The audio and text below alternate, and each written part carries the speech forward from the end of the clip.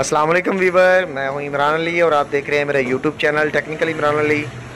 तो वीवर आज की इस वीडियो में मैं आपको दिखाऊंगा कि ज़्यूनक के सोलर इन्वर्टर फैक्ट्री में कैसे बनते हैं। ये हमने सोलर इन्वर्टर की फैक्ट्री का विज़िट किया जो ग्रो वाट के इन्वर्टर हैं जो न्यू मॉडल आए हैं।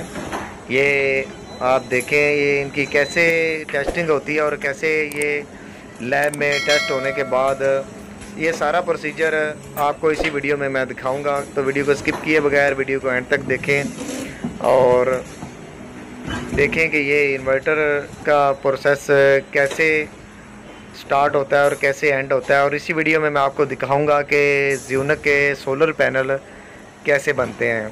तो वीडियो को एंजॉय कीजिए।